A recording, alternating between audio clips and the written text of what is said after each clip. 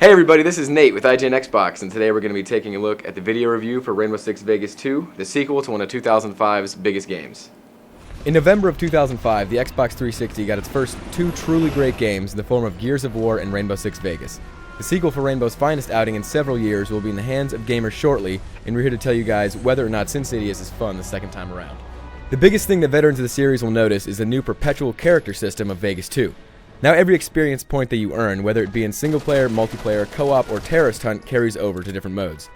There's also a new challenge system called ACES, which stands for Advanced Combat Enhancement and Specialization, which splits different types of kills into three categories. You can earn points in close-quarter battles, assault, and marksmanship. There are 20 levels in each, and each level unlocks either a new weapon, a piece of equipment, or an XP bonus. While the challenges aren't quite as inventive or as rewarding as what can be found in Call of Duty 4, the fact that you can carry them across all the game's modes is a definite plus. The next addition to the Vegas formula comes in the form of a sprint function. You can now press the left shoulder button to dart from one piece of cover to the next. It makes it easier to escape an enemy grenade toss, but at the same time, some might think that running in a Rainbow Six game is more than a little foreign. So while the sprint function goes against the grain of Rainbow Six, the overall gameplay is certainly geared more towards tactical gameplay than it was in the original. Rooms now have multiple points of entry, so you can do the classic breach and clear or frag and clear that everybody loved from the first game. Sadly, effective tactics can be made difficult by shoddy artificial intelligence, both from your teammates and the enemy. Too often enemies will be completely unaware of your presence, even when you're standing right next to them.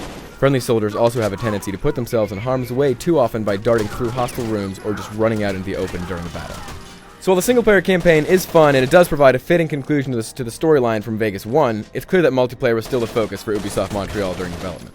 There are 12 maps in all, with several being ripped from Rainbow Six Black Arrow on the PC and retooled for Vegas 2. Old favorites such as Presidio and Import-Export return and are just as fun as most remember. The multiplayer experience is much smoother this time around as well, with fewer loading screens in between games and on disconnects. We did still run into some instances of lag on occasion, even when we were playing on the massive IGN network. Co-op has also been revamped a bit from the first game, but unlike single-player and multiplayer, all the changes are not for the better. While Vegas 2's co-op does feature checkpoints, mission briefings, and cutscenes unlike the first game, it still feels like an underdeveloped mode. The second player is confined to what feels like a role as a spectator and can't activate mission objectives or order your team around, which is a lot of the fun in Vegas. Also, the first game had 4-player co-op, and this game has 2. While you can still pit 4 players in a game of terrorist hunt, running the entire story with 3 friends would have been preferable. Visually, you'll notice that not much has changed from Vegas 1 to Vegas 2. The city of Las Vegas is still home to plenty of bright lights and fancy architecture, but you'll be spending less time there than you did in the first game. Instead, you'll be snooping around other, slightly less interesting parts of Nevada. While Unreal Engine 3 still gets the job done, it isn't as visually stimulating as it once was.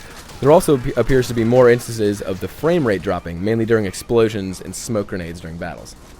At the end of the day, Rainbow Six Vegas 2 is a very good game, especially if you haven't played the first. Those who have already taken their trip down the Vegas Strip might be a little underwhelmed with the general lack of additions and changes. The fact that they use the identical music is pretty bad, but that doesn't change the fact that the gameplay is still fun and addictive. So while Vegas 2 serves its purpose fittingly, Ubisoft Montreal had better change things up significantly for Rainbow Six's next outing. So that was our video review for Rainbow Six Vegas 2. Not a whole lot of changes from the first, but if you enjoy the Rainbow Six franchise at all, you should definitely check this one out.